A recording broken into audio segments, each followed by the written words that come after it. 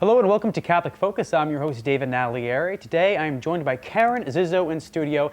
She's the author, motivational speaker, and life coach. And today we're going to be speaking about the power of miracles and the reality of prayer in our lives. She's the author of the book, Ask and You Shall Receive, A Miracle for Stephen, which tells the inspirational story of her 7-year-old son and the miracle in his life that transformed her and her family. Karen, thanks so much for joining us. Thank you. Happy to be here. Let's start off, take us back to that January day, 1987, when your 7-year-old son, Stephen, he comes home from a hockey game, right. And you and your husband discover something that will change the rest of your lives. Well, you know, sons and fathers going to hockey games, it was just sort of a normal Saturday morning, and my husband Richard brought Stephen home and took off his hockey equipment and discovered that there was sort of like a lump on the right-hand side of his neck. Mm-hmm. He didn't think much of it, but as the hours in the day, you know, went along, he noticed that the lump got bigger and bigger, and he was starting to get concerned. So we thought we would watch it and just wait and see what happened, but it did start to get larger. It was almost the size of an orange by the end of the weekend. Mm-hmm. Yeah. My husband's a family physician, I should tell you, so he was a little concerned because he thought if it was on both sides of the neck, it might be mononucleosis, it might be a viral thing, but I think he was getting quite concerned, so he asked me to take Stephen to the doctor on Monday morning, and our family doctor. And as you know, doctors don't take care of their own children because they'll either look for something that is there or not see it, right? Because you're not really objective when you're dealing with your own kids. But we did go to the family doctor on Monday, and our family doctor concurred with my husband, but said, you know, I think we should do a chest x-ray. And I'm not quite sure why, but let's just be safe and do a chest x-ray. So they did that, and we came home, and I brought Stephen home, and it was Monday evening, and it was supper time, and the phone rang, and it was the radiologist calling my husband, and he said, "Are you sitting down?" And he said, "No, should I be sitting down?" I mean, we really weren't thinking anything, you know, was bad at that point, but he asked him to sit down. Richard sat down. He said, "I have to tell you that we found a 7 by 7 centimeter mass in your son's chest, which is the size of a grapefruit." He said, "This is very, very bad, but we'll have to start with the tests tomorrow and see exactly what we have to deal with." And what was the diagnosis once you go into the hospital with the initial thoughts of the doctor? How did Okay, well, we were in hospital the very next morning, and they took a biopsy of the neck. They found cancer cells under the microscope, and because they saw the tumor in the chest, they immediately labeled it neuroblastoma, which is cancer of the lymph system. It's terminal in a 7-year-old. Sometimes a 2-year-old or a 3-year-old can survive, but there's not much evidence that 7-year-olds survive neuroblastoma. It's very devastating and a fast-moving cancer of the lymph system. So that was devastating, and the doctors that day told us that our son would be dead in 3 months. I guess we were in shock, and I just knew that, and because my husband was a doctor, it came to him right away that there was nothing that medicine was going to be able to do for Stephen. And for me, it was like you're right against the wall, and I guess I just knew immediately if Stephen was to live, it was only going to be if we had a whole lot of people praying for him. And so you had prayer from your family, from other churches, not just Catholic, other denominations as well. Right. Tell us about how you spread this message far and wide about Stephen, because some people have told you the real miracle here was also the amount of people praying, I believe. Yes. I think people were so shocked in some respect that we were asking for so much prayer and we were so public about it. I guess I knew that I was going to lose my son, and I was willing to ask everybody to pray. And no one said no to me. So it was our church, it was the school. I was teaching college at the time, the college, my husband's practice, all friends and relatives. And we asked them to ask people that they knew and their networks. And we heard that there was a United Church praying for us in Florida, and prayers had gone as far as the Vatican and Rome, just because people told people. It was like throwing that stone in a pond and watching it. And our parish priest, he said, you know, irregardless if this was a miracle or not, I saw the miracle of prayer because I saw it go throughout our whole community. I saw everybody praying for you because you asked for it. You know, and they used his name at Mass, and I have a beautiful story of Sister St. Bridget, who was a nun with the Sisters of St. Joseph. And my husband actually had been the doctor for that convent for a little while, and he knew Sister St. Bridget. She was a 93-year-old nun, and he felt she had a direct line. And he called the convent and he asked if she would pray for Stephen, and she said, of course, I want his picture. And what is his name? And she put his picture in her room, and she prayed for 48 hours straight. She was 93, such that the Superior General called my husband and said, Dr. Zizzo, Sister St. Bridget hasn't gone to bed. She hasn't slept. Can she stop praying now? And it's kind of a cute story. My husband said, no, you leave her alone. She'll know when to go to sleep and when to eat. She's praying, and she was like a prayer warrior. And I do believe that, her prayers were significant, along with everybody that was praying. So as the mother of Stephen, now Yeah. we move towards where he's hospitalized. They're going to do surgery to, I guess, open up his chest. And what ways did you feel those prayers? Did you feel yourself being strengthened as you went through this process? I don't think I could have gotten through the whole process if there hadn't been all of the prayer, because I could palpably feel it. I wasn't sleeping, I wasn't eating, and I was only 33 at the time. I was a 33-year-old young mother with a 7-year-old son in hospital, 5-year-old daughter, and a 2-year-old son at home. And I felt that I was given strength. I could feel it. It's hard to explain, but I felt like I was riding above it all, like I was being buoyed up in prayer, and I was given strength. I was given strength to do the things, to ask for the things, to kind of direct what needed to be done, almost unbeknownst to me. You know what I mean? Like I almost felt like I was being guided. And I know that was due to the amount of prayer, because I could feel it. I've never ever felt that feeling quite again that I did feel at that time, because I knew that was a very special time. And the prayer there were thousands of prayers. And no one said no. Everyone has children, grandchildren, nieces and nephews. If you asked for prayer, they said sure, and they did pray. Take us through what happens next. At this point, you're told your son's going to be dead in 3 months. What is the doctor's plan of action, and how do you come to realize that the prayer may have, in effect, healed your son? Well, the diagnosis was made on a Monday, and they wanted to do surgery by that Friday. They wanted to take out the tumor in his chest. They called it debulking the tumor. They thought it might give him a few more weeks or a few more months. Initially we thought, well, why do it if he's, going to be dead in 3 months? But then we thought, well, no, maybe it'll give him more time. So my husband signed the papers, and they did say when they went in to take out that tumor that because it was hitting the aorta and hitting the spine, that if they nicked the aorta, he could die. And if they nicked the spine, he would be a paraplegic. And I'm thinking, how much more can you put on us at that point? But we still had the faith that, it needed to come out and that it would go fine. I tell you, though, that just before the surgery, my mother and my mother-in-law and myself, and I saw it as a beautiful triad of 2 grandmothers and a mother, praying that God would guide the surgeon's hands so that they wouldn't nick the aorta and they wouldn't nick the spine, and that they'd be able to take that tumor out whole. So that Stephen would not die on the operating table.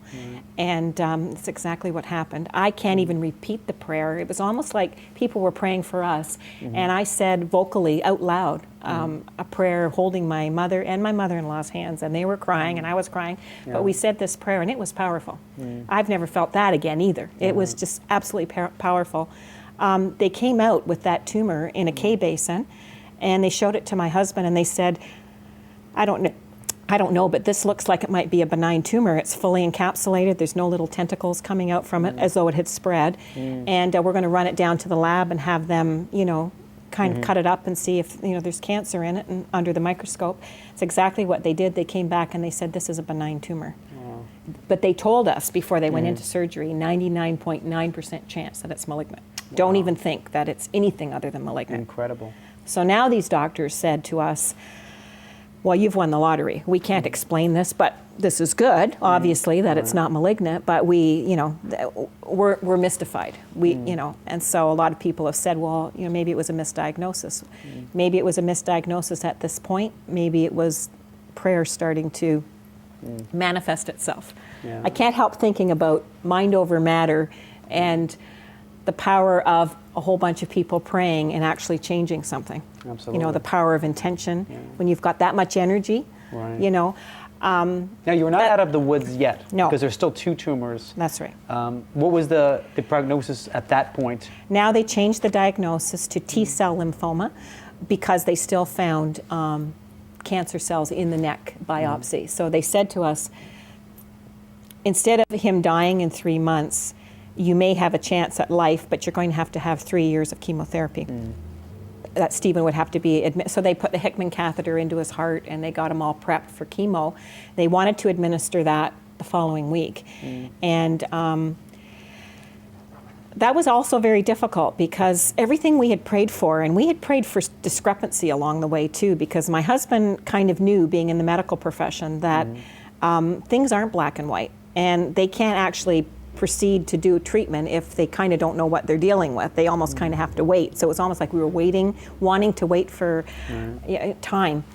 But it was just extremely interesting what happened next. After the surgery, and he was in there for a week, you know, I mean, he had tubes coming, I mean, it was quite extensive surgery. We said that we thought we would like to go home for a week, just to get everybody's emotions kind of balanced. We'd been through an awful lot, and we wanted to take him home. The physicians didn't want him to go home. They felt that we were making a big mistake by taking him home, but maybe because my husband was a physician, he said, look, we just want to go home even for a few days, and we'll come back. I mean, you're not going to start chemo, you know, for a few days yet. We just need to get balanced out a little bit. And it's kind of interesting. We asked everybody to keep praying, but my husband was fearful that 3 years of chemotherapy. Back in 1987, chemo was pretty tough as compared to chemo today. Chemo today, it's not quite as harsh as what it was. I'm not medical, but from what people were experiencing in 1987, he felt 3 years of chemo, and you don't stop that process. You can't have it for 6 months. It was a whole 3 years that he would have had to go through. I think he feared that Stephen wouldn't make the 3 years, and that would kill him. It comes across in your book, always a little bit of a tension sometimes between you and your husband, who had a strong conviction in the power of prayer and holding out hope in your son recovering. And then doctors always seem to have this negative view, initially, of course, 3 months to live, then wanting chemotherapy. So they were kind of questioning your decision. How did you proceed from there? I guess every day monitoring his health and you know, it was sort of like they had a protocol they wanted to follow, and we saw what was happening too, and it was changing. They initially said he was going to die. They said that the tumor in his chest was malignant. It came out benign. They wanted to start chemo right away. We said, let's wait. Yeah, we were kind of fighting them a little bit, not to say that we weren't taking it all in, you know, assessing everything along the way, but I guess we saw the power of prayer starting to happen before our eyes, and all the people that were praying for us, and we just, we didn't want to give up yet. I guess that was the thing. We didn't want to give up yet because we saw good things starting to happen.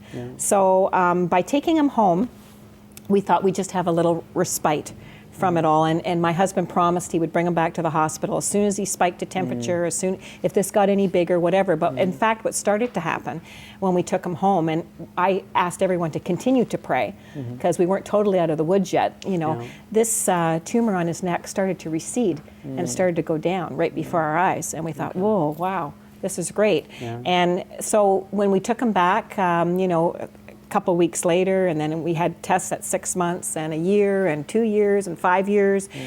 They never found anything after that, but they had originally had cancer cells under the microscope. Your son never had any other surgery, any other recurrence of cancer? So he never did have the chemotherapy, and I can't tell you how many times we would run into nurses and doctors in our city who, you know, expected that he was going to come back, or expected that we were going to be back, and they never were back, and wondered what happened to Stephen. And when we said, well, he's fine, they just could not believe it. You know? So when you're asked now, or even in the years immediately after Stephen's amazing recovery, recovery from the illness, when you're asked point blank, was he cured by a miracle? What has been your answer? I say that the power of prayer was what this was all about. And it was about love, it was about faith, It was about hope, and it was about the power of prayer, but it was about prayer, not just our personal prayer, but a lot of prayer, a lot of people, and believing.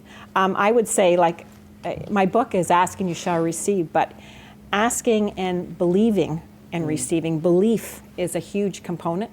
I didn't just hope that Stephen would be healed.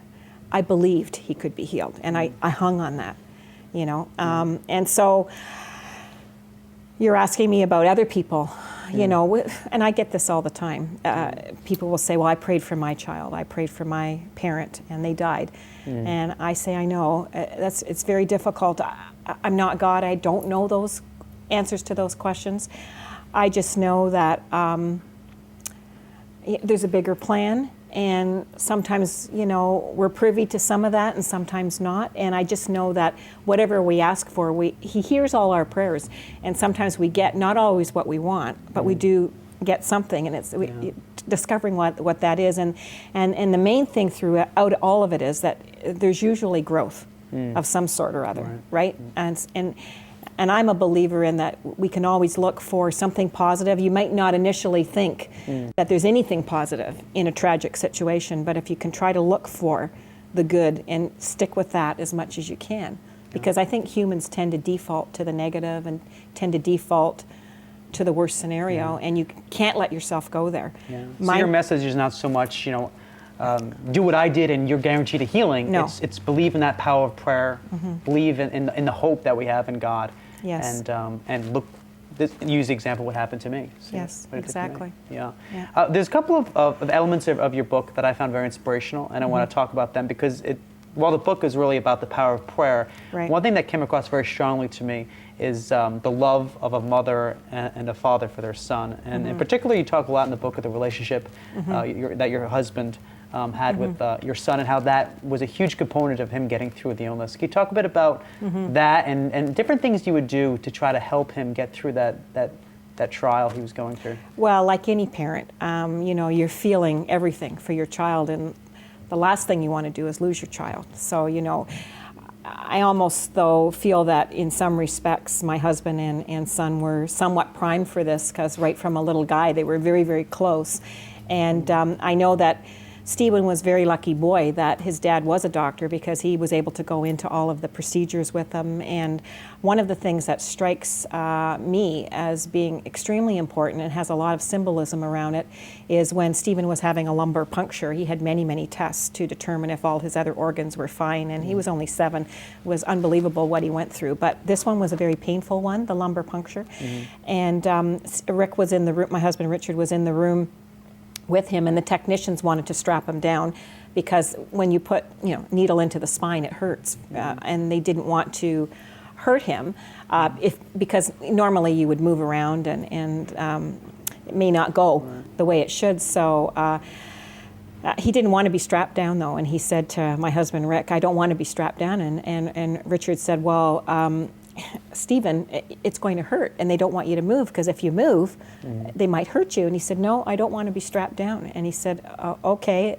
So my husband said, okay, Stephen, it will hurt, but I will hold your hand. And when you feel that pain, you just hold my hand, and I'll take that pain. You just let all that pain come into my hand, and it'll go right through me and all the way to China. And, you know, it was kind of symbolic, but that's exactly what happened. He didn't move, and when he had the pain, he transferred it. So it's in your mind, you know, transferred it to his dad. His dad took it all, and he totally trusted his dad. And when I was writing the book, I went back to that example, and I thought, oh my gosh, that is so symbolic of us holding God's hand or Jesus' hand when we're going through anything, any challenge, and we can't do it alone. And we don't know, you know, we have to have somebody help us through. Just think about holding his hand, and he's there with you. It doesn't mean we're not going to go through our challenges, all of them, and we're all going to have them. I say to people when I'm speaking sometimes, nobody goes through life without challenges. Nobody gets through scot-free. But you know, if you can hold on, you know that it's just like the poem Footprints, which I love, which is, you know, sometimes you wonder where God is, and he said, that's when I was carrying you and holding your hand when you couldn't do it alone. Absolutely. Right? The other element of the story that I found very intriguing was you write about, obviously it's a physical ailment, and your son suffering with the cancer and the tumor, but also you felt throughout the process a presence of evil that was almost spiritual and was something that you had to deal with, not just the tumor, but also this presence. Can you talk a bit about that struggle and how maybe prayer helped you get through that as well? I don't know why, but I felt like there was a battle going on. That there was a battle, and we had to win the battle, and we had to win these mini battles to win the war. There was one night in the hospital, and I don't know if Stephen was dreaming or what, but you know, a mother has, it's not to say that a father isn't, but it's quite intuitive in terms of, you know, their child.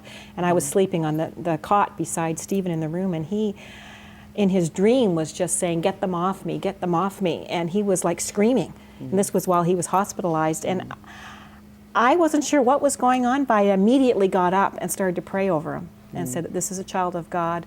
You know, only good is to surround him, and anything that is not good has to leave. And I was very Mother Bear again. I was very adamant. Things like that happened. There were quite a few little examples of you just don't quite understand what it is, but it's almost like you knew there was something going on in the unseen world too. And I just knew I had to cover him in prayer, cover him in, you know, Jesus' blood, and just. And that continued long after you returned home. And you write about, in your book, one of the principles that comes out is that there's nothing more powerful, I think, to quote you, than the prayer of a mother for her child. I think so. It's powerful. Like, we'll do anything to save our children. Not to say that a father won't, because my husband was like amazing through this too. But I guess I felt that this child was not going down without every atom of my being and everything that we could pull together to make a project and a mission of getting him well. And if it wasn't going to be that way, if it was God's will that he not live and that he was to be taken, I would need God even more to help me get through it. It surprised me that I wasn't mad at God throughout all this. You know what? I think it was so serious that I knew from right at the beginning I needed him, and I needed him big time. And it wasn't good. And it was more than me needing him. It was going to be everybody else's prayers in addition. That's why we went public with it. A lot of our viewers are probably curious now. This story, of course, takes place in 1987. Give us a little update on what happened to Stephen. How did his life progress after that? Well, he was very healthy from then on. I don't think he had anything much more than a cold. And he went on to high school and university, and he went on to medical school. And he got into medical school in Sydney, Australia, and he's just graduated. He's interning at St. Vincent's Hospital in Sydney, Australia, and we're hoping to get him home this April or May 2009, back to Canada, and hopefully he'll be practicing here as a doctor. Does he remember very well everything that happened? How does he reflect on his experience? He does. He remembers. He remembers the love. He remembers everybody being there for him. I think he finds it hard to believe that he actually had a cancer that he could have died. He keeps asking, because he was only 7 at the time. I think he's just amazed at all the people that prayed for him. And he's a product of, like he'll even say it, he knows he's a product of the power of prayer. And he is a physician, so it's going to be interesting to see how his life develops when he knows there's that component to add to medicine. And I have to even say, with my own husband, it changed how he practiced medicine with his own patients. He'll often say, "This is as far as I can take you medically. Now it's between you and God. You know, whatever you need to do to get your life right, or to forgive, or whatever you need to do." And he saw that very clearly too. You know. So this incident with your son Stephen occurred 21 years ago, and it was 2 years ago you wrote the book "Ask and You Shall Receive: A Miracle for Stephen." Now you're speaking with us today, and you've become a well sought after speaker about the situation you went through with Stephen, the power of prayer, and translating that also to business groups and others as well. What motivates you all these years later to keep on returning to the story and to bringing back the themes that you learned from this? This almost tragedy many years ago has now become a gift. And every time I tell this story and every time I share this story, it's a blessing. It's a blessing to me, And I know that it's a blessing to the people that I talk to because I get it back, and I don't do it for me. I do it because I know that God wants the story told, and He will open the doors, and it's going to go where it needs to go. And that's exactly what happens. And I've sold so many books, I can't even believe it, but it's because it's God's book. And I remember saying when we were praying for Stephen that I would tell this story and I would give him the credit because that's why he's here. And I know he is. And I will tell anybody because I know what I know. Thank you, Karen, so much for being with us today and Thank sharing you. your story. If you're interested in booking Karen as a motivational speaker or purchasing her book or audio tape series, you can check out her own personal website at karenzizzo.com. And if you have any questions for us, we'd love to hear from you. Send us an email at focus@saltandlighttv.org. Until next time, I'm your host, David Naglieri.